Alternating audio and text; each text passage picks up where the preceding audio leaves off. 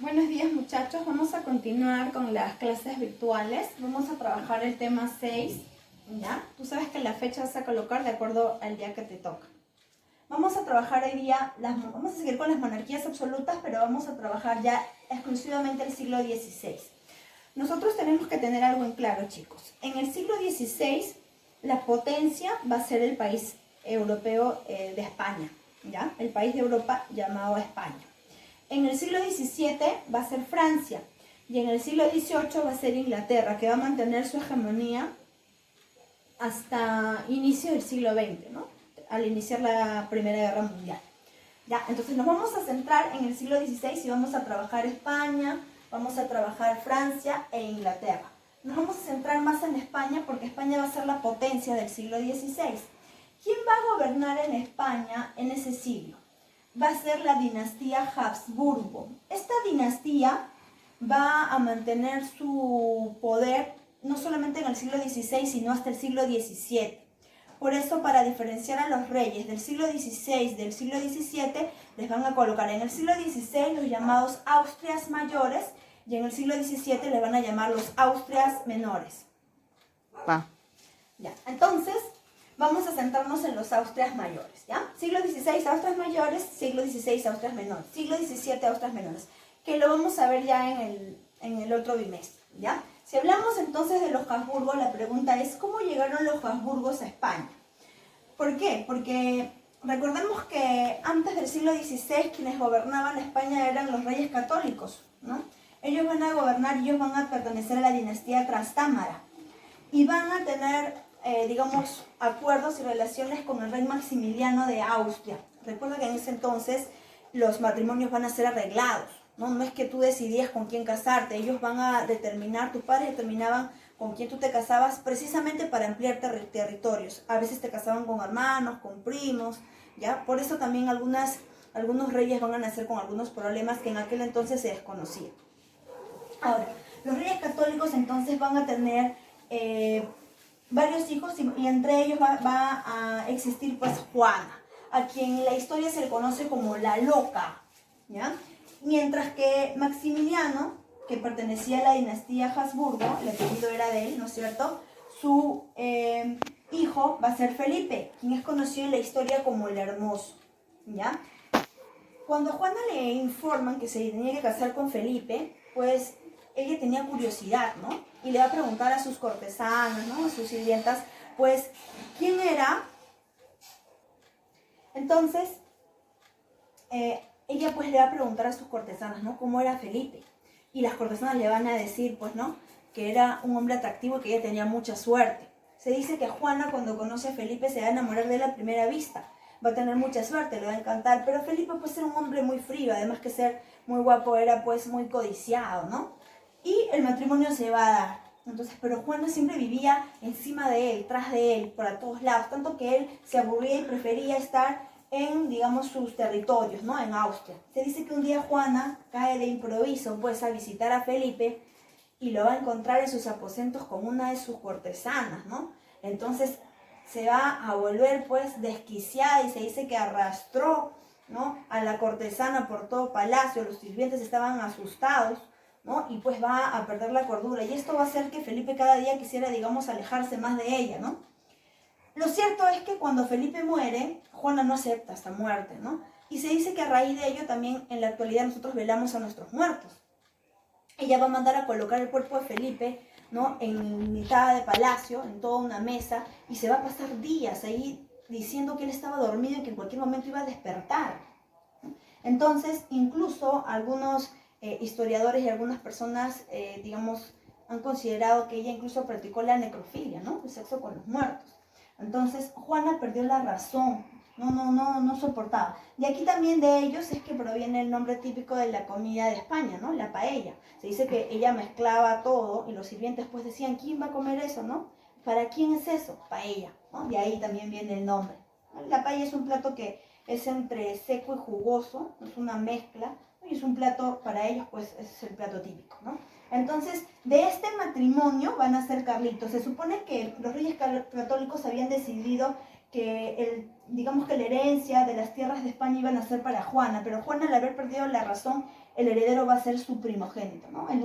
Su único hijo, Carlos I. Él es el primer Habsburgo, apellido de su papá, ¿no? Que venía desde su abuelo. Ahora, si queremos hablar de antecedentes de España, vamos a encontrar pues a los reyes católicos. ¿Por qué fueron importantes? Porque ellos van a unificar la península ibérica, territorios que al casarse, ¿no? Isabel y Fernando van a unir dos territorios, Castilla y Aragón. De esta manera unen pues Navarra, ¿ya? Y van a lograr la unificación de la península ibérica del siglo XV, Navarra, Granada, ¿no? Castilla, Aragón, y van a expulsar a los moros. Entre ellos el último moro va a ser Boabdil. Recordemos que esta península ibérica había sido tomado por los árabes, ¿no? Habían también estado ahí los visigodos. Entonces, con el matrimonio de ellos se unifica y se estabiliza la religión católica. Aquí encontraríamos entonces los antecedentes. Ahora, vamos a desglosar y nos vamos a centrar en los Austrias mayores. Van a ser dos los reyes importantes del siglo XVI y quienes van a llevar a España a convertirse en el país más importante, en la potencia. Si hablamos de Carlitos I, vamos a decir que su frase de él va a ser: en mis dominios no se oculta el sol, ¿no? O termina donde se oculta el sol. ¿Por qué? Porque va a tener tanto territorio, y ahorita lo vamos a ver por qué, que pues se mencionaba que él viajaba hacia diferentes lados de su territorio y siempre estaba el sol, ¿no? Ahora, él va a enfrentar a los turcos, quienes, si bien es cierto, los reyes católicos expulsaron a Boabdil, no se van a dar por vencidos, y Solimán el Magnífico va a tratar nuevamente de tomar el territorio y se va a enfrentar al ejército de Carlos I. ¿Qué otro acontecimiento tenemos aquí? La rebelión de los comuneros del estado de Castilla. Y es que, ¿qué hizo Carlitos? Empezó a cobrar altos impuestos para solventar los gastos de la corte. Tanto que los comuneros de Castilla se levantaron, pues no está loco, ¿no? Es más, le colocaron el sobrenombre del advenedizo, que significa el que no conoce, el que digamos, no tiene criterio, ¿no? Se van a levantar, sin embargo, él logra someterlos. Va a luchar contra Francia por dos razones, ¿ya? Recordemos que en el siglo XVI todavía no hablamos del país de Italia, sino de estados italianos. Y si hablamos de estados italianos, decimos que tiene una ubicación estratégica porque colindan con el mar Mediterráneo, el mar del comercio. Entonces, eran estados que eran, digamos, el punto importante para muchos países por el comercio. Así que Francia y España van a querer poner sus manos sobre los estados italianos. Y en ese enfrentamiento va a vencer el ejército de Carlitos I. Primera rivalidad con Francia. La segunda va a ser por los territorios del Sacro Imperio Romano Germánico, el CIR. ¿Qué sucede? Recordemos, Carlitos es nieto de Maximiliano y Maximiliano va a morir. Entonces, al morir Maximiliano se tenía que elegir un rey. En el CIR, ya, que tuviste ese tema el año pasado, en el CIR ya no se elegía por descendencia, sino por mediante la bula de oro, que era la elección de 7 príncipes quienes elegían al siguiente heredero. Así que cuando muere Maximiliano, el CIR convoca la bula de oro y se van a presentar dos de los reyes más importantes de la época, Carlitos I y Francisco I. Los dos se presentan. Y la bula de oro determina que por, digamos que conveniencia, por herencia, le correspondía pues más a Carlitos que a Francisco. Así que le van a entregar el trono del CIR y lo van a bautizar con el nombre de Carlos V. Por eso Carlitos es llamado o Carlos I o Carlos V. Carlos I para España y Carlos V para el CIR, ¿ya?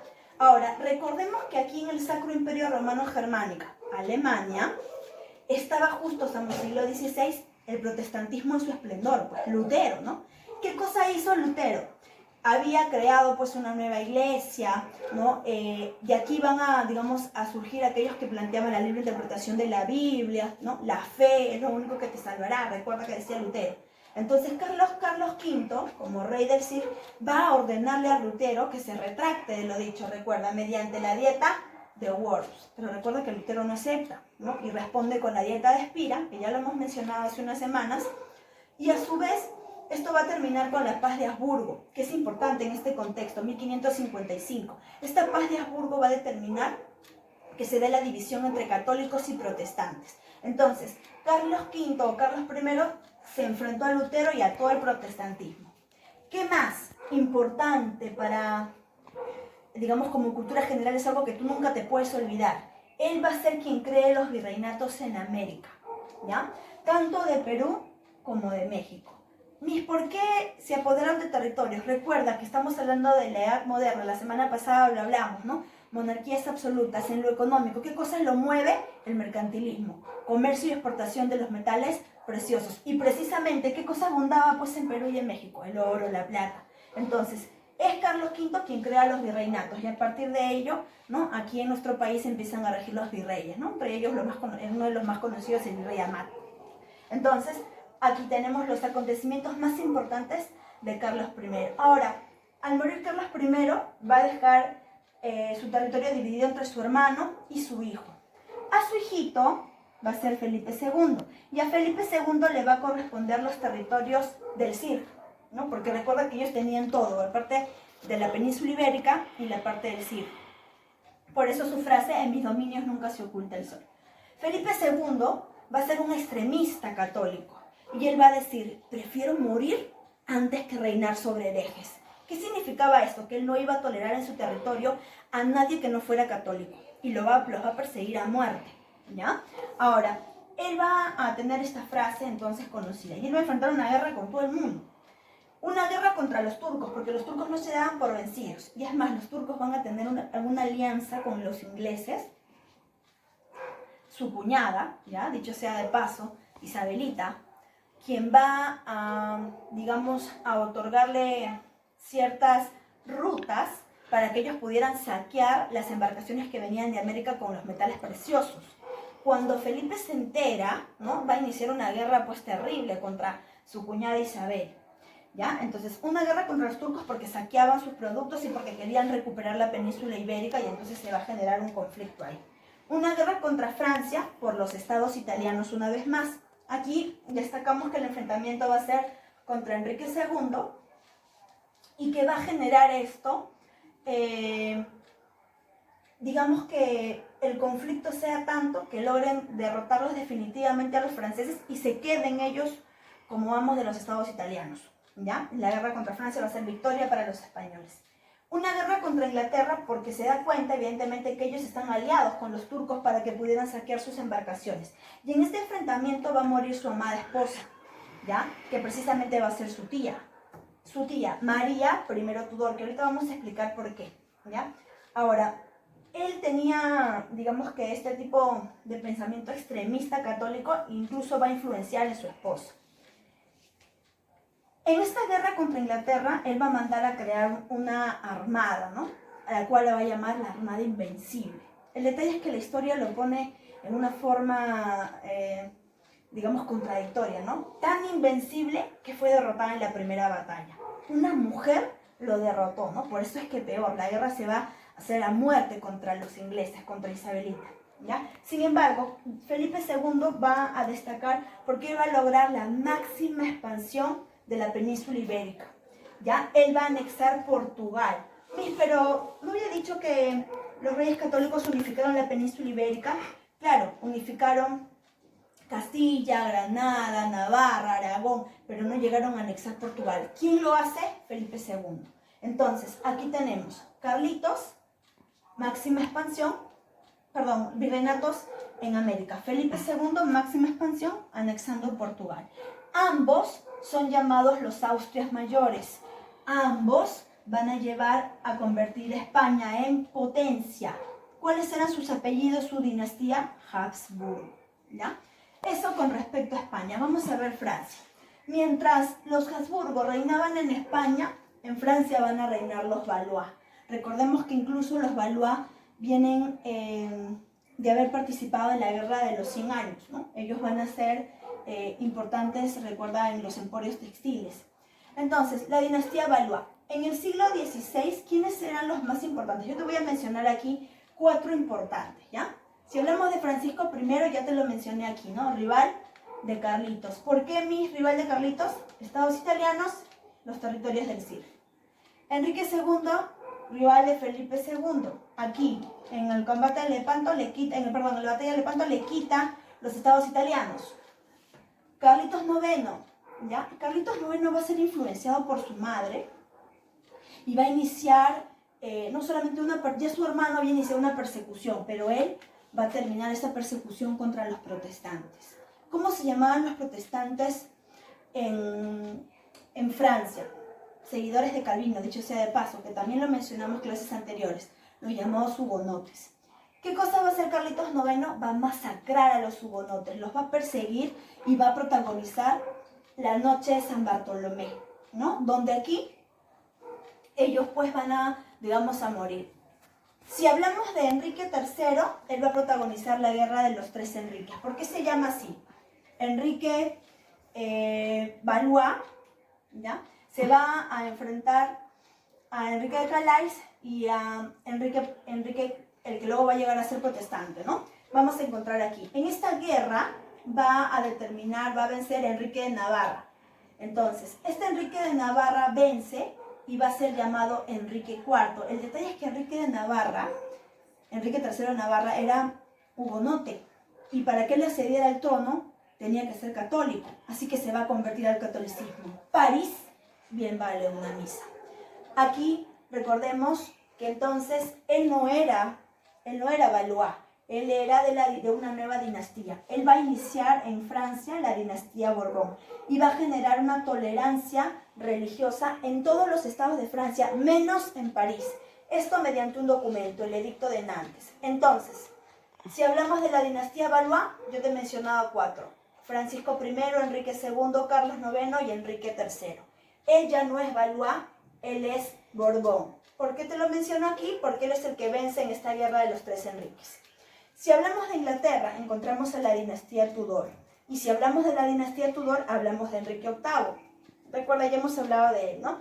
Él va a tener varias esposas. Recordemos que hablábamos de Catalina. Catalina, hermana de Juana, hija de los reyes católicos. Catalina y Enrique van a tener su hijita llamada María. Y María es quien se va a casar con Felipe. Influenciada por su pensamiento extremista religioso, eliminó el anglicanismo de su padre y nuevamente impuso el catolicismo. Los que no querían, ¿no? Bueno, ella va a empezar a perseguirlos y los va a asesinar. Por eso el nombre de la sanguinaria. Entonces tú vas a colocar ahí, ¿no? Estableció el catolicismo. Ana Bolena va a tener con Enrique VIII su hijita Isabel, aquella que es llamada la Reina Virgen. Ella es la que se va a enfrentar a Felipe, va a destruir la Armada Invencible y es la que va a colocar un periodo de esplendor en Inglaterra. Y si hablamos de Juana Seymour, va a tener el hijo varón Enrique VI, ¿no? Eduardo VI con Enrique VIII, ¿ya? Hasta ahí, chicos.